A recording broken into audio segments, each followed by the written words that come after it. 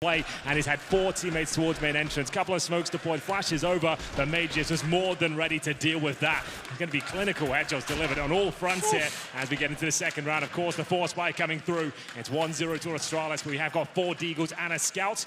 1 smoke, 1 Molotov already deployed. Fast play once again. Karrigan trying to lead the charge here towards Ivy. He is so alone, and yet so advanced. Frozen Hell's pretty. Clutching on to whatever they could find, whatever they could muster. Mousesports clear advantage, looking to be the first strung together set of rounds, and wow, Frozen does find a way in. This looks like a fast one, straight out from Popdog. The flash is not going to be stopping Rops as he tucks in on the E-box.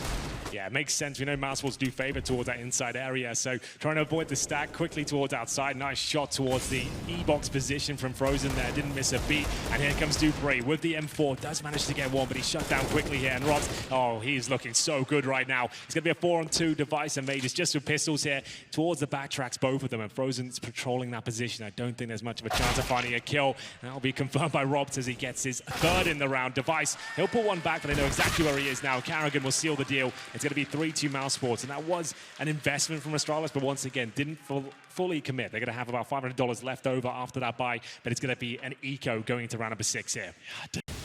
Flame forces Glaive forward. And Dupree catches a glimpse off the ladder. Woxic does leap, and now advantage and extended again. Karrigan, he's bringing all of those entry frags in for his squad. Frozen can't do much. He's burning alive, and Magisk cooks him. Rops in response. This looks the best so far for Mouse, and it's Zipex starting to change things, only going to get the one. Mousesports revitalized in what did seem like Astralis were running away with things, but they're going to take a whole lot of upgrades into the next. In fact, you talk about the double ops. So many times against EG, it was very successful, so I don't mind it at all, but the problem is they have to do this within the next 10 seconds or so. They have no map control whatsoever.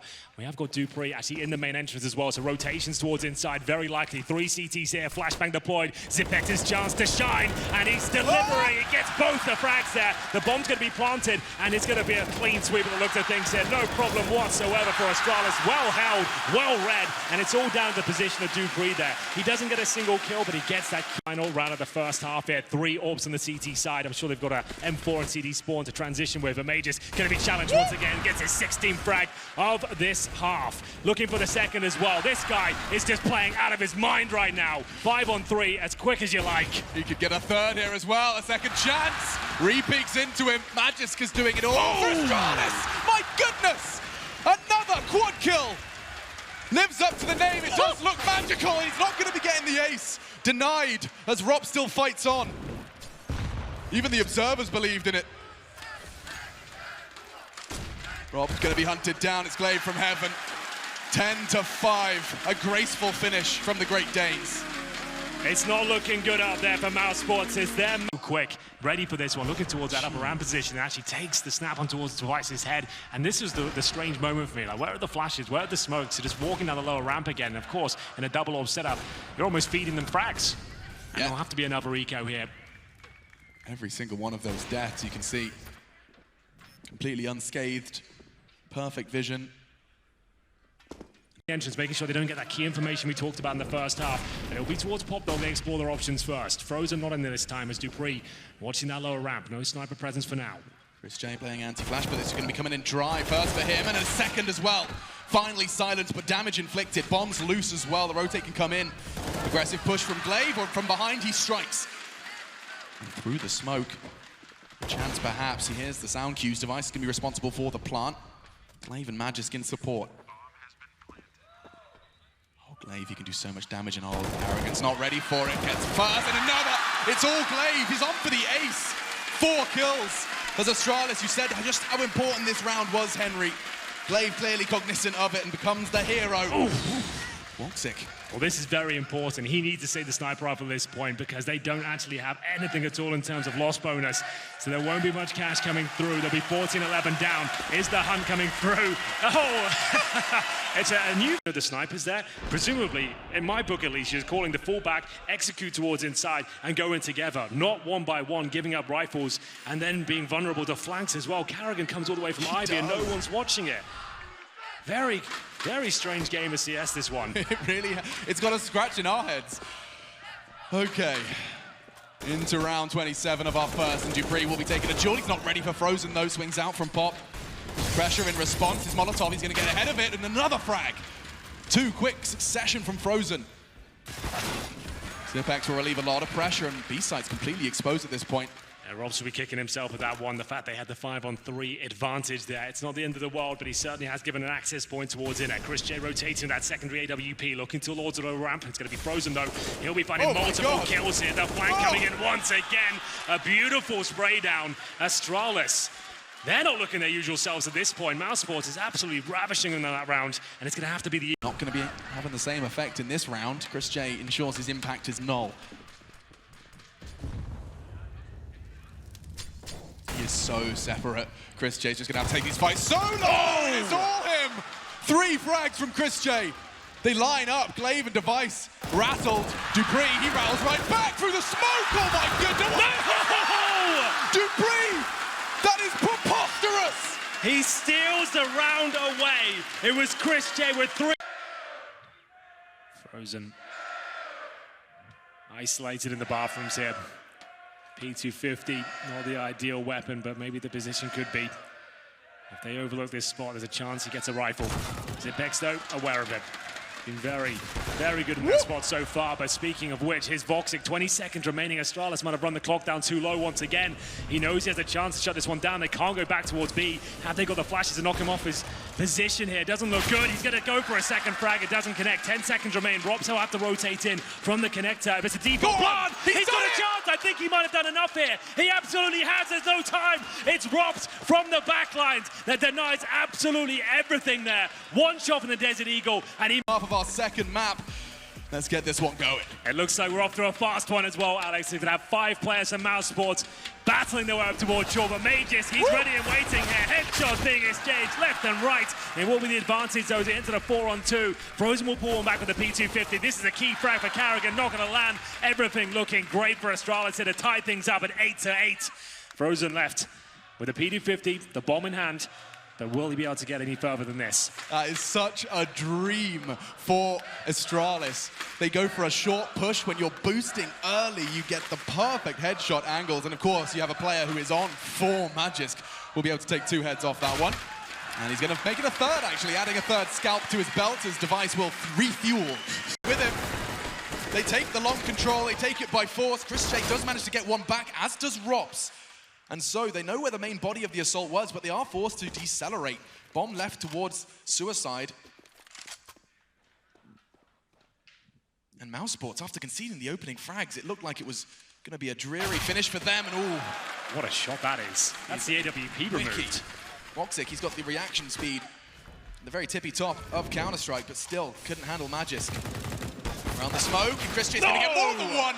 A double kill. Dupree's there as well, but he's been able to escape. He can just play the time here, tuck in. Actually upgrades the AWP. He can just hold a line he's happy with. Dupree, though, perfectly positioned to at least find the first and a chance for the second. It's not good enough. Rops, with an M4 no less, wins the duel versus the AK. What a Rakov's coming in pairs. He's going to be flushed out. He has to take his shot. Device is ready and waiting. They take the lead once again. And it's Glaive going back towards B. Robs is there. He's been strong in his bomb site. And Glaive being so low, he'll be able to take one down here. His teammates need to arrive to trade it out, and they actually might do so. They've left Zipex, and so it's only going to be 3. Time on his side. He can't find the shots. That was all on them. Now they can get the bomb down with just 1 second to spare. Zipex caught. That's a way in. Magisk is low. Let's not forget about that, but it's not stopping Device. An aggressive peek, exactly what he had to do. 3 frags in the round for the Danish AWPer. Carrigan, though, up against a foe he's all too familiar with. No kit, and therefore has to consider his options, weigh up the odds. It's not looking fantastic. Has retrieved it. Got a flash. But 2 kills to find a bomb to defuse. This will be a great effort. It's Device with the Desert Eagle. Great reactive play there from Astralis. Sensing there were multiple targets towards... In the right place, 3 members. Yeah, they're reading this very well. There's been no presence towards short, long, and here comes the B split now. The smokes will be committed. Carrigan and Voxy to try and take the attention away from the tunnel, but Dupree, it's a great shot, and now they've got to try and push through the flames. It's not looking good for Mousesports here. Zipex will get the second kill. They know exactly what's up at this point. 5-on-3, and they're going to have to limp in towards the B bomb side. Dupree's going to get certainly at least 1, and looking for multiple kills here. It looks very good for Astralis. Can anything be done here? Doesn't seem like it. Dupree, he has done so much work for Astralis there.